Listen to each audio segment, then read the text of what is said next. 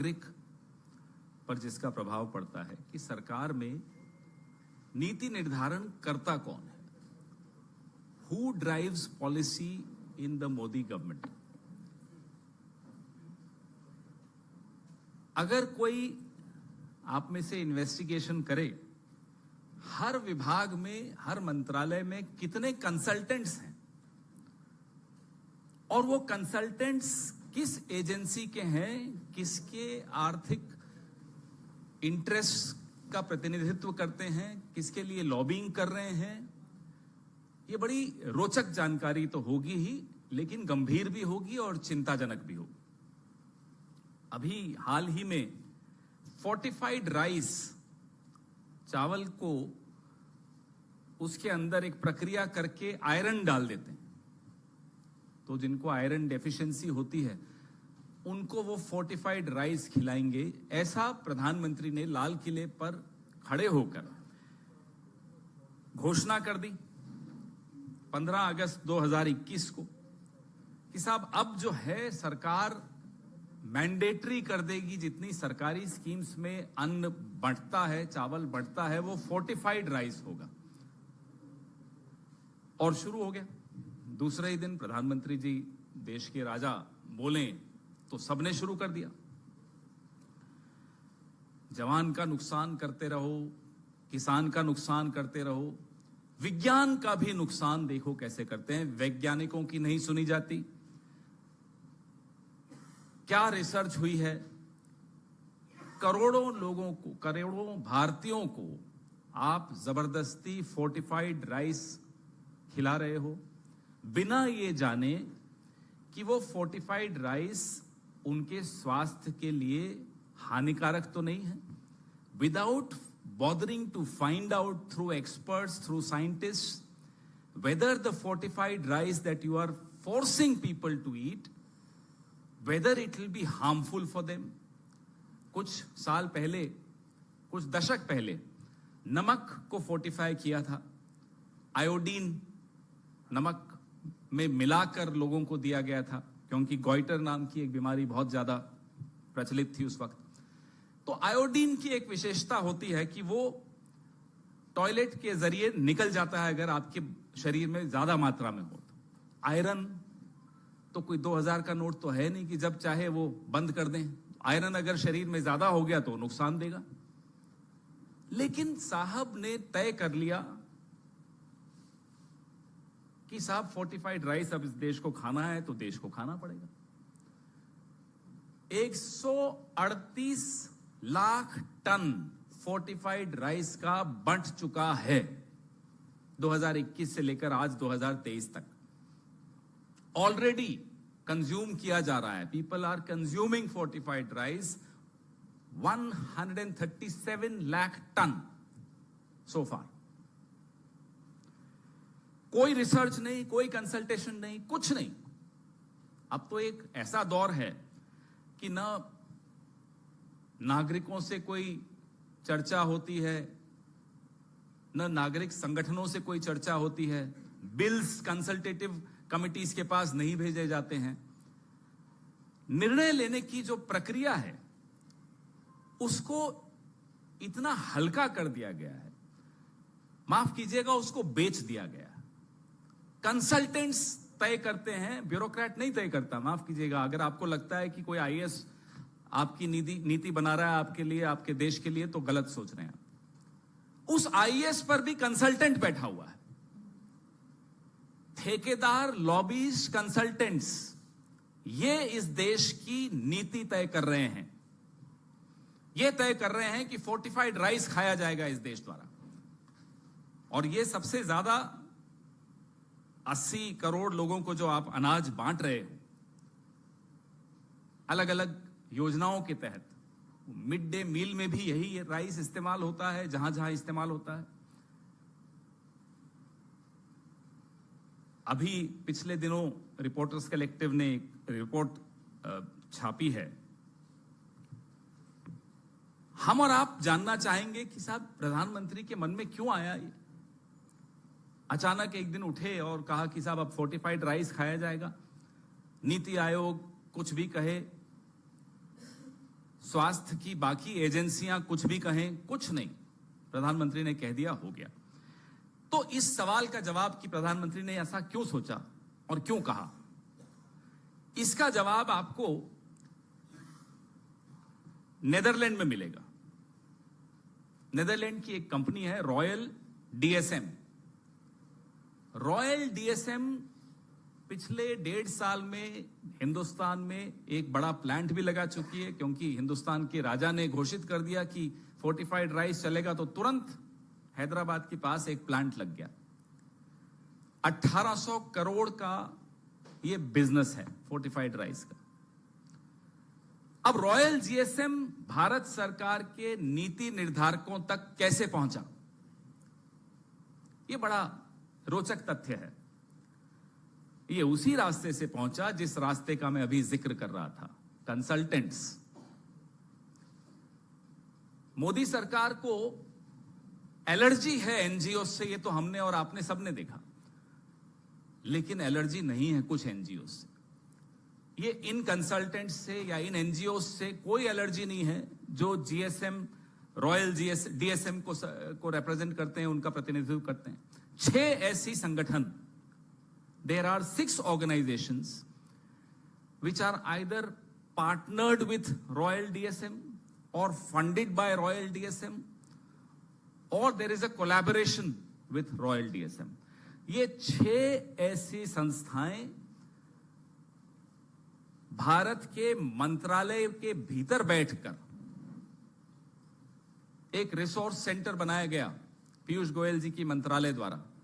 उस resource centre के भीतर बैठकर यह नीति तय की कि फोर्टिफाइड राइस इस देश में अब मैंडेटरी होगा, वही बंटेगा, वही बिकेगा। आप सोचिए, कॉन्फ्लिक्ट ऑफ इंटरेस्ट तो बहुत छोटी बात हो जाती है। मैं कंपनी चलाता हूं, संजीव एनजीओ चलाता है, संजीव के एनजीओ को मेरी कंपनी से पैसा मिलता है, और संजीव का एनजीओ सरकारों में जाकर बोलता है कि साहब आपको ये वाला चावल, कौन सा चावल, जो मेरी कंपनी बनाती है, ये चावल आपको कंपलसरी कर देना चाहिए। छोटा लब्बो लबाब इस पूरी कहानी का ये है। ये है हमारा अमृतकाल। इस अमृतकाल में बच्चों को, गरीबों को, 80 करोड़ लोगों को विष दिया जा रहा है और इसको अमृतकाल बताया जाता है। अब मास्टर का हर स्ट्रोक तो मास्टर स्ट्रोक होता ही है, तो वाहवाही हुई, और साहब हमारे इतने दिल के, बड़े जल्दी दिल पिघल जाता है हमारे साहब का। किसी देश में वाहवाही हो जाए, कोई पांव छू ले, कोई गले लग जाए, तो पलक पावड़े बिछाकर देश खोल देते हैं, देश के सारे गेट खोल देते हैं, आइए जो चाहिए ले जाइए। हमें नहीं मालूम नेदरलैंड ने कोई पांव छुआ या नहीं, मुझे नहीं मालूम, आपने देखा हो तो हो सकता है कहीं बंद कमरे में छू लिया होगा पांव। यह विदेश नीति है इस देश की। और पूरा मीडिया, माफ कीजिएगा, सुबह से शाम तक एंगल बता रहा है कि किस एंगल पे पांव छुए मोदी जी के।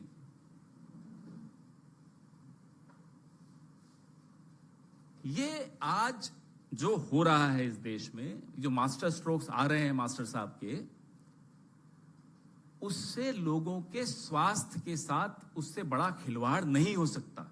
ये मजाक की बात तो नहीं है, ये बड़ी गंभीर बात है, क्योंकि लोगों की आप स्वास्थ्य के साथ खेल रहे हैं। थैलेसीमिया एक बीमारी, झारखंड के कुछ एक जिला है जिसमें थैलेसीमिया बीमारी बहुत ज्यादा है, वहां ये चावल पहुंच गया। चावल के बैग पर कहीं कोई वार्निंग नहीं लिखी हुई कि जो जिनको थैलेसीमिया है वो ये चावल नहीं खाएं। लगभग 1 साल तक झारखंड के इस जिले में, जहां थैलेसीमिया बहुत ज्यादा है, और इस चावल को खाने से थैलेसीमिया के जो मरीज हैं उनको और ज्यादा नुकसान हो सकता है, वो चावल उन्हें मिलता रहा, वो खाते रहे। ये है मास्टर स्ट्रोक, ये है पांव छूने की हमें सजा और कुछ कंपनियों को फायदा। नीति आयोग के रिसर्चर्स ने फाइल पर लिखा है कि हाइपरटेंशन और डायबिटीज के मरीजों के लिए फोर्टिफाइड राइस नुकसानदायक है, ये चावल नुकसानदायक है। एक्सपर्ट्स की सलाह है कि आयरन डेफिशिएंसी दूर करने के लिए जो गर्भवती महिलाओं और बच्चों को डॉक्टर्स की सुपरविजन में आयरन दिया जाता है, आप एक बोरी चावल भेज देते हैं बिना कोई गाइडलाइंस दिए कि साहब कौन ले सकता है, कौन नहीं ले सकता, हमें नहीं मालूम, अज्ञानतावश हो रहा है।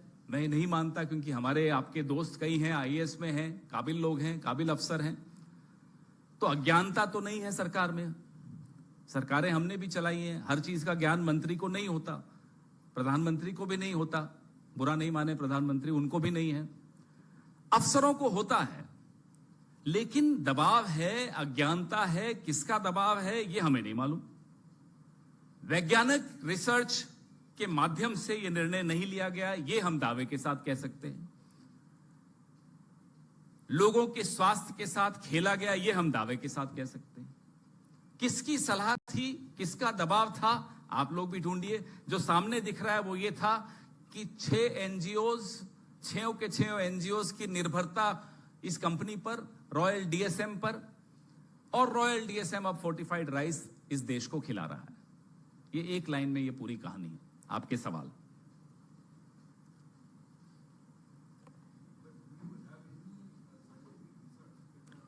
I am, in my press release also, I am quoting from the Niti Aayog, from the experts in the health sphere. They have clearly said this is not safe. By the way, to justify the consumption of and distribution of fortified rice, the quotation that was used was also from Path and Gain, the 2 organizations of Royal DSM. तो जो शब्द लिखे गए इसको justify करने के लिए, वो भी उन्हीं एनजीओज ने लिखे, उन्हीं कंसल्टेंट्स ने लिखे जो रॉयल डीएसएम के का प्रतिनिधित्व कर रहे हैं, उनके लिए लॉबिंग कर रहे हैं। क्लियर केस है ये। लेकिन आजकल पिछले 9 साल से सीएजी को पता नहीं कौन सी नींद की गोली दी, जागते ही नहीं है सीएजी। आप लोग भी नहीं जगाते, हमारे हम तो कुछ बोले तो उनको लोरी सुनाई देती है, सो ही जाते हैं। और 6 एनजीओज का नाम इस प्रेस रिलीज में है, path, gain, light and site, ये सारे नाम इसमें हैं। पवन जी, एक एक करके, हाँ सॉरी। जो resource centre FSAAI, Piyush Goyal ji की मंत्रालय के तहत जो आता है, इसको मॉनिटर करने के लिए, इसको कॉन्सेप्चुअलाइज करने के लिए जो रिसोर्स सेंटर बना, उस रिसोर्स सेंटर में ये लोग हैं, ऑन पेपर हैं। पवन जी, इधर मैं पूनम हूँ अमर उजाला से। सरकार ने 2 दिन पहले इसे लेकर जब ये रिपोर्ट आई, उसके बाद सरकार सामने आई और उसने बाकायदा नियम एक पूरे खाका पेश किया, जिसमें उसने एक बात का और दावा किया। उसने कहा कि जो उन्होंने इसकी जांच करवाई है, बच्चों के साथ स्टडी हो रही है, उसमें ये फोर्टिफाइड जो राइस है, इसके बड़े सकारात्मक परिणाम मिल रहे हैं। और मेरा प्रश्न आपसे ये है कि जो सरकार का ये दावा है और जो कांग्रेस पार्टी आज ये प्रेस कॉन्फ्रेंस कर रही है, क्या वास्तव में यदि ये चावल हमारे देश के लिए नुकसान कर रहा है, तो भविष्य में आपकी क्या रूपरेखा रहेगी? केवल इस रिपोर्ट पे केवल एक प्रेस कॉन्फ्रेंस, या जिस तरह से सरकार ने 2 दिन पहले जो आंकड़े दिए हैं, उन आंकड़ों को भी परखेगी कांग्रेस पार्टी और कुछ करेगी? 13 अलग अलग रिसर्च पेपर्स का सहारा लिया गया। उनमें से अधिकतम रिसर्च पेपर्स उन्हीं एनजीओज ने लिखे हैं जो रॉयल डीएसएम से संबंधित है। एक और एनजीओ है, मैं उसका नाम नहीं लूंगा, बड़ा नाम है इस देश का, उसकी एक रिपोर्ट है जिसका भी सहारा लिया गया। उस रिपोर्ट में बहुत हास्यास्पद बातें लिखी गई हैं कि ये चावल खाने से सिगरेट पीने की बीमारी खत्म हो जाती, और शराब जिनको पीने की लत है वो भी अगर ये चावल खाएंगे तो शराब भी छूट जाती है। मैं खुद हैरान रहा जब मैंने वो रिपोर्ट पढ़ी, आज सुबह ही पढ़ी। उसका भी सहारा लिया गया। कहीं कोई वैज्ञानिक आधार इस दावे का आपको किसी रिपोर्ट में नहीं मिलेगा जो बताया जा रहा है।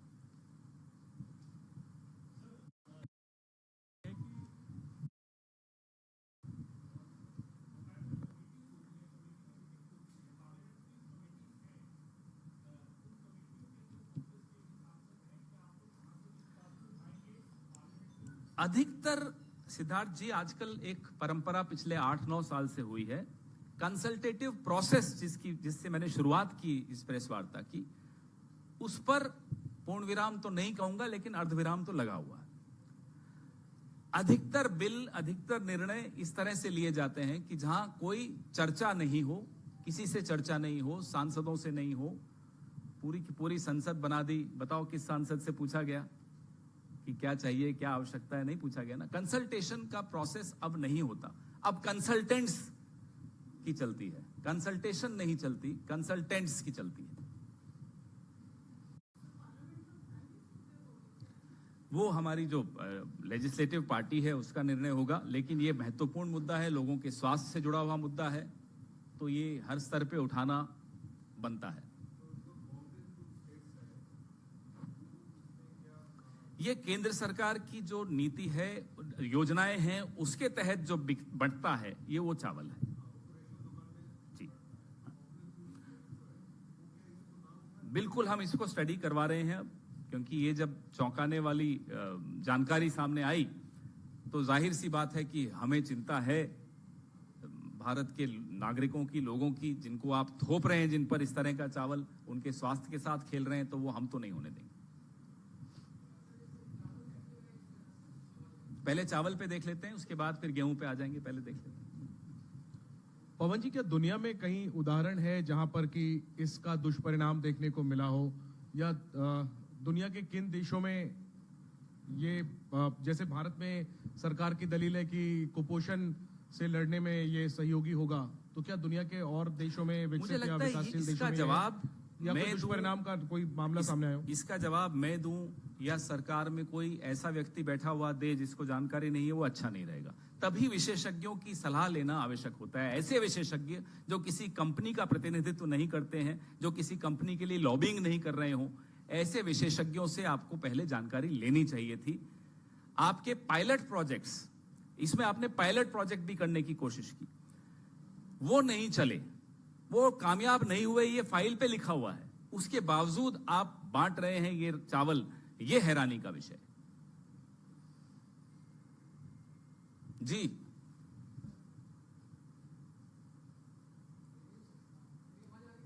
नहीं, वो इनको आनी चाहिए, मुझे तो आ रही। विदेश यात्रा से लौट के आने के बाद प्रधानमंत्री नरेंद्र मोदी का एक भव्य स्वागत किया गया। उसके बाद विदेश मंत्री ने भी बताया कि वो क्या अचीव करके आए हैं प्रधानमंत्री जी। और अभी थोड़ी देर पहले रविशंकर प्रसाद को भी जरूरत पड़ी, उन्होंने भी मीडिया के सामने बताया कि प्रधानमंत्री नरेंद्र मोदी जी ने ये वहां से अचीव किया है। तो इस पूरे मुद्दे पर आपकी क्या राय है? भव्य स्वागत तो हम भी कर लेंगे, लेकिन शर्त एक है कि वो वाला मोदी लाएं। नीरव मोदी, ललित मोदी, इनको लाओ आप दिल्ली एयरपोर्ट पे, हम पूरा भव्य स्वागत करेंगे। आपने कहा क्या अचीव किया? अभी 2 घंटे पहले न्यूज फ्लैश हुई कि हिंदुस्तान के 5 राज्यों के बच्चों को ऑस्ट्रेलिया की यूनिवर्सिटीज ने बैन लगा दिया सब कि इनको नहीं आने देंगे।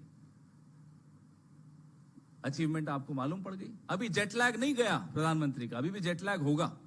हालांकि महामानव है, महामानवों को जेट लैग नहीं होता, फिर भी थोड़ा बहुत तो होगा। घर भी शायद नहीं पहुंचे होंगे हवाई अड्डे से, तब तक तो ये घोषणा हो गई। देखिए, जब भारत का प्रधानमंत्री विदेश जाता है तो भारत को का प्रतिनिधित्व करता है। वहां आप भव्य आयोजन कराइए, अपनी वाहवाही कराइए, वो सब करते रहिए, कोई दिक्कत नहीं। भारत के इंटरेस्ट को सेफगार्ड करना आपकी प्रथम प्राथमिकता होनी चाहिए। भारत के छात्रों का भविष्य अगर ऑस्ट्रेलिया में खतरे में है, उनको नहीं आने दिया जा रहा 5 राज्यों के छात्रों को, तो इस दिशा में आपने क्या कदम उठाए? क्या इस पर चर्चा हुई? ऐसा क्यों हुआ? और डिप्लोमेसी में हमारे कुछ साथी यहां बैठे हैं जो जिनकी बीट है फॉरेन अफेयर्स, तो वो ज्यादा समझेंगे। डिप्लोमेसी में ये एक बहुत कड़वा जवाब है कि आप लैंड करो और आपको एक जवाब आ गया एक तरह से कि साहब ये लो आपके बच्चों पर हमने पाबंदी लगा दी।